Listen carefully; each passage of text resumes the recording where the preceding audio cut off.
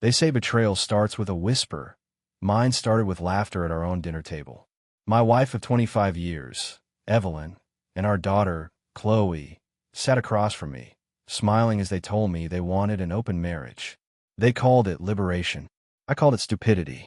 But instead of fighting, I simply agreed, calm, polite, patient, because some lessons can't be taught with words. 2 months later, Evelyn came crawling back, diseased, broke, and realizing freedom wasn't free. My name is Daniel Reeves, 49 years old, builder, husband, father. I started my construction company from scratch at 25 with nothing but a pickup truck and a toolbox. 25 years later, I had 50 employees, a 7-figure contract portfolio, and a beautiful home overlooking the lake. And beside me through it all, or so I thought, was my wife, Evelyn. She was elegant, striking, the kind of woman who could silence a room just by walking in. In our early years, she was my rock, my partner. But as time passed and success settled in, she grew restless. The woman who once shared coffee with me on cold mornings now spent her nights scrolling social media, reading about freedom, reinvention, women reclaiming their desires. Our daughter, Chloe, 22 and home from college for the summer, adored her mother. She saw Evelyn not as a wife or mother, but as some symbol of empowerment. They were inseparable. Gym sessions, wine nights, endless self-love conversations that made me feel like an outdated relic in my own home. Then came that dinner, the one that rewired everything. We were sitting at the dining table, candlelight flickering, grilled salmon on our plates. Evelyn set down her fork, met my eyes, and said, almost casually, "Dan, I think we've grown apart. I still love you, but I need to feel alive again. I want to open our marriage." I stared at her, half expecting laughter, some sign she was joking. But her expression was calm, almost rehearsed. Before I could respond, Chloe jumped in with a grin. "Dad, it's not a bad thing. People do it all the time now. You've always said you wanted Mom to be happy." I wanted to scream, to ask how my daughter, my own blood, could sit there and cheer on her mother's betrayal. But I didn't. I just nodded slowly and said, "If that's what you want, Evelyn, I won't stop you. But we'll do it properly, legally." A week later, the postnuptial agreement was signed. My lawyer drafted it under my instruction. If Evelyn initiated divorce, violated the marriage terms, or brought anyone into our home, she would forfeit all financial claims, the house, the cars, the company shares, everything. When the lawyer handed her the document, she barely glanced at me before signing. No hesitation, no remorse, just a smug smile. That's when I knew. She already had someone waiting. His name was Derek Shaw, a flashy restaurant owner, mid-30s, all smiles and empty promises. Rumor had it he was married, but separated. Evelyn called him a free spirit. I called him what he was, a parasite. The night she left for her date, Chloe hugged her and whispered, "I'm proud of you, Mom." I stood in the doorway, silent, watching them drive away. That moment burned itself into my memory, because it wasn't just my wife who had turned her back on me. It was my family, and they were about to learn that boring men build empires, and when those empires strike back, they don't miss. After that dinner, Evelyn's transformation was complete. Every Friday night became a business dinner, every weekend a networking event. Her perfume lingered longer than her presence. She started dressing younger, lighter, bolder, like she was trying to erase the years she'd spent as my wife. Chloe defended her at every turn. "Dad, she deserves to have fun. You've been buried in work for years. Let her live a little." I'd nod, pretending to agree, but inside, something dark was growing. Not jealousy, not sadness, calculation. For the first time in 25 years, I began to watch my wife like a stranger. The first call I made was to Marcus Hale, a private investigator with a reputation for finding truth no matter how deep it was buried. I didn't tell him much, just that my wife was acting strange. Didn't need details. A week later, he handed me a manila envelope. Inside were photos, Evelyn and Derek Shaw, hand in hand outside a luxury spa resort 2 towns over. The date stamp matched the weekend she'd told me she was attending a leadership conference. There were also receipts, champagne, a couple's massage, and a 2-night suite reservation under Derek's name. I didn't say a word to her. Not yet. The real knife came from someone I never expected. Chloe. I overheard her in the kitchen, on speakerphone, giggling with a friend. Mom's finally living again. She deserves Derek. He's exciting, spontaneous. Dad's old-fashioned. He'll never understand. That one line flipped a switch inside me. Fine. If they thought I was too old-fashioned, I'd show them what precision, patience, and discipline, the kind only a Marine-turned-businessman had, really looked like. So I played along. I smiled more. I even encouraged Evelyn's little adventures. Meanwhile, I started building my own plan. That's when karma handed me a gift, in the form of Lana Shaw, Derek's 22-year-old daughter. We met at a charity gala downtown. She was helping organize the event for her university's business club. I introduced myself as Dan Reeves, owner of Reeves Construction. She mentioned her last name, but it took me a moment to connect the dots. When I realized who her father was, I almost laughed. I told her I was recently separated. She told me her dad ran a restaurant, kind of a local celebrity. She rolled her eyes when she said it. Apparently, her relationship with him wasn't great. Perfect. We started meeting for coffee, then dinners, then weekend drives. She was smart, funny, nothing like her arrogant father.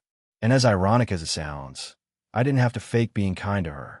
Meanwhile, Evelyn's lies grew sloppier. She pawned jewelry for fun, disappeared for entire weekends, and forgot her cover stories. Marcus kept feeding me everything. Timestamps, videos, even Derek's building access records. I had enough evidence to destroy her socially, financially, and legally. But revenge, to me, wasn't about rage. It was about timing. So I waited for the right moment. And it came naturally. A few weeks later, Lana invited me to a charity fundraiser. I agreed, knowing full well there would be cameras, reporters, and plenty of social media coverage. We showed up together, smiling, hand in hand. I didn't need to post anything myself. Within hours, the photos spread online. Businessman Daniel Reeves attends gala with young date. Evelyn saw them the next morning. She stormed into the house, shaking, eyes wide with fury. "You're disgusting. She's a child. What the hell are you doing, Dan?" I didn't even look up from my coffee. "Relax. It's just an open relationship. Remember? You started it." She screamed, through a glass, called me every name she could think of, then packed her things and stormed out, slamming the door. By nightfall, she had officially moved into Derek's apartment, exactly where I wanted her to be.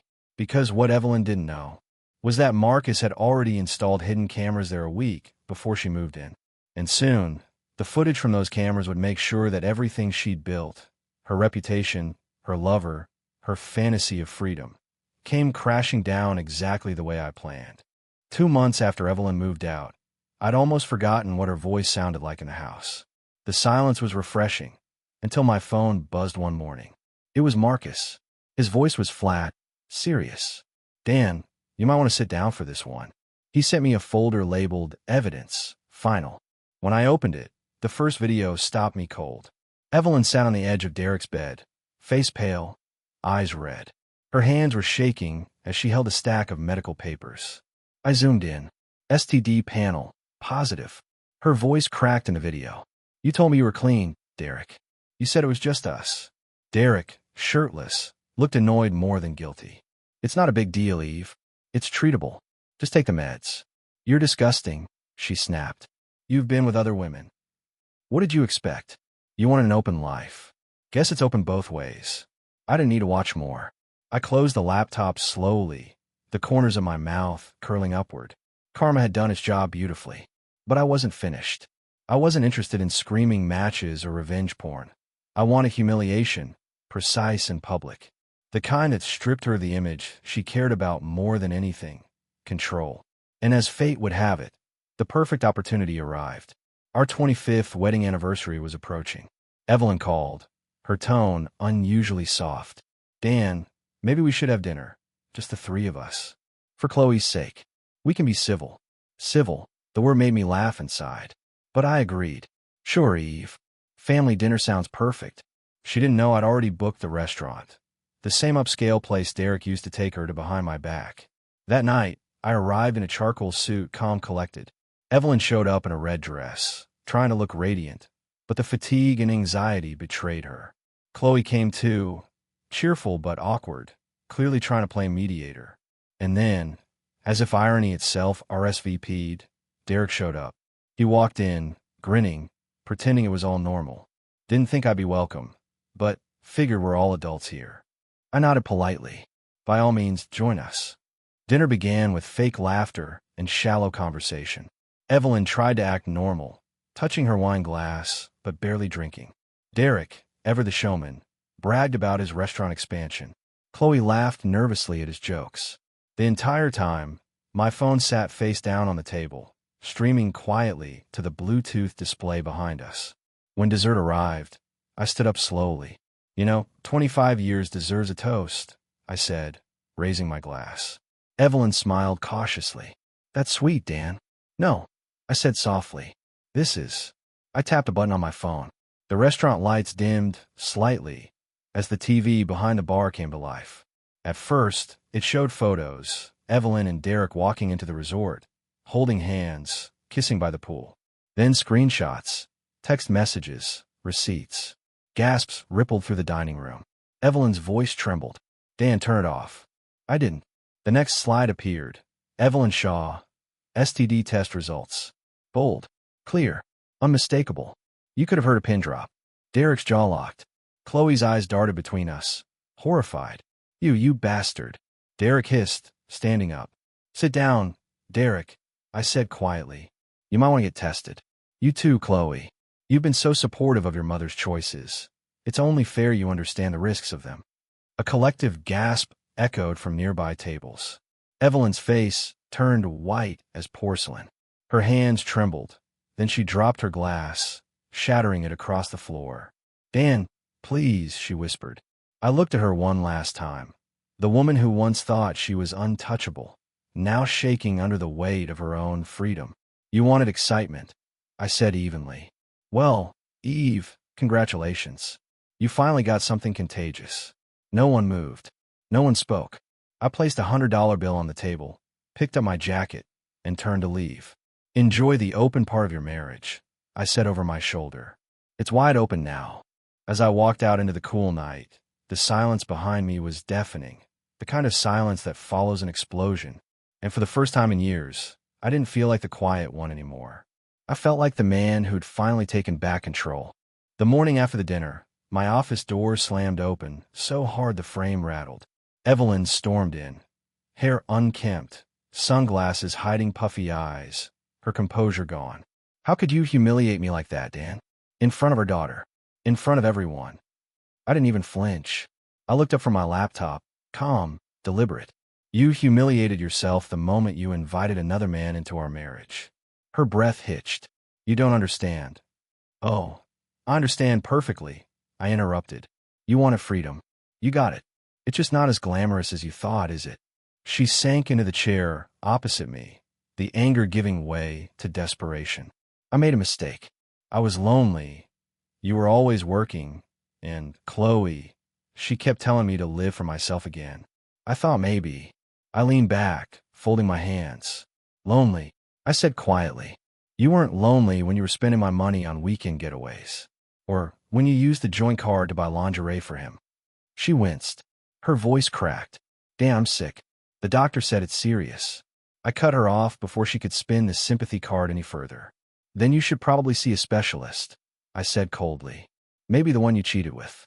You two seem to share everything else. For a moment, the room went silent except for her shallow breathing.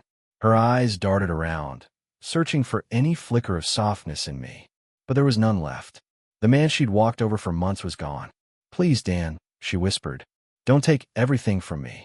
I stood, walked to the door, and opened it. I'm not taking anything, I said. You gave it all away. That same afternoon, my lawyer, Thomas Gray, filed the divorce papers, invoking every clause of the post-nup. Evelyn had signed it with a smug smile months ago. Now it was her undoing. The ruling was swift and brutal. She lost everything. The house, the cars, her half of the business shares. Even the savings account she thought she'd hidden had been traced and frozen. When she realized there was no loophole, no appeal, she broke down in the courthouse hallway, sobbing into her hands. I didn't stay to watch. That evening, Chloe called, her voice sharp, full of anger and misplaced loyalty. "You ruined her life, Dad. She's my mother." I sighed. "No, Chloe. She ruined her own life. I just stopped funding it." She hung up without another word. I could hear her crying as she did. The news spread faster than wildfire. Apparently, Derek's wife, yes, the one he'd conveniently forgotten to mention, had seen the viral photos from our anniversary dinner. She filed for divorce within a week. Soon after, Derek's restaurant was swarmed by reporters and health inspectors. Rumor had it one of his investors pulled out overnight. The place went bankrupt in less than a month. As for Evelyn, she vanished from social media, checked into a private clinic out of town. Whether for her illness, her shame, or both, I didn't care to find out. I wasn't angry anymore. Just done. For the first time in years, the house was quiet. Not the heavy kind of silence that makes your chest ache. This was peace. I poured myself a drink, sat by the window, and watched the sunset reflect off the half-finished skyline my company was building downtown. I thought about how strange it was. After 25 years, all it took to finally feel free was losing the person I'd once built my world around. The phone buzzed again. Another text from Chloe. Just one line this time. "I still don't understand how you can be so calm." I typed back, "Because I stopped mistaking peace for weakness." Then I put the phone down, finished my drink, and smiled faintly.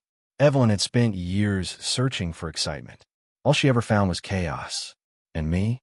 I found something better: control, clarity, and the kind of silence that means you've already won. 6 months passed. The chaos that once consumed my life had burned itself out, leaving behind nothing but quiet, the kind of quiet that feels earned. One cool autumn morning, I stopped by a small lakeside cafe before heading to a construction site. And there she was, Lana Shaw, Derek's daughter. She looked different now, more grounded, less of the wide-eyed girl I'd met months earlier. She smiled hesitantly. "Hey." I wasn't sure if I should say hi. I gestured to the empty chair across from me. "You just did. Sit." We talked for an hour, about everything and nothing. Her father's restaurant had closed, her mother had divorced him, and she'd left town for a while to escape the gossip. Now she was back, studying to open a wellness studio. There was no flirtation, no tension, just two people who'd both been burned by the same fire and somehow made it through. As she left, she said quietly, "You didn't deserve what they did to you." I smiled. Maybe not. But sometimes you have to lose everything fake before you can build something real. That night, when I got home, I found a single unread email in my inbox. The sender's name stopped me cold. Daniel Reeves. The subject line read, "Please don't tell my parents." I opened it. The message was short, shaky, and full of desperation. "Dan, I'm sorry. Please, whatever you do, don't tell my parents about the infection. They think I'm in therapy for exhaustion. I can't bear the shame." I read it twice, then closed my laptop. I didn't respond. She'd made her choices. The world didn't need my help to judge her. She'd already sentenced herself. A month later, Chloe showed up at my office unannounced. She looked older, not in age, but in understanding. The arrogance that used to cloud her expression was gone. She sat across from me, twisting her hands. "Dad, I'm sorry," she said softly. "You were right. Mom wasn't the victim. She just made herself one." I studied her for a moment, then nodded. "We all learn, Chloe. Some lessons just cost more than others." For the first time in a long while, we hugged, not as a father and a defiant daughter, but as two people finally seeing each other clearly. Life moved on. The business thrived again. Word of mouth spread fast. Turns out, a man who survives public betrayal becomes something of a legend in a small town. Clients respected me more. Employees were loyal. But the house, that big, echoing mansion that had once felt like a museum of broken promises, never felt like home again. So one weekend I sold it, packed what little I cared about, loaded my old truck, and drove north until the noise of the city disappeared behind me. I bought a cabin by the lake. Quiet, simple, surrounded by pine trees and water that glowed gold at sunset. It reminded me of who I'd been before everything got complicated. One evening, while cleaning out boxes, I found our wedding album tucked beneath old blueprints. For a moment, I hesitated. The photo on the cover, Evelyn and me, laughing in the sunlight, almost looked like strangers playing dress-up. I flipped through the pages slowly.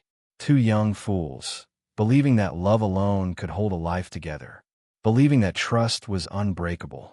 By the time I reached the last page, I wasn't angry anymore. Just done.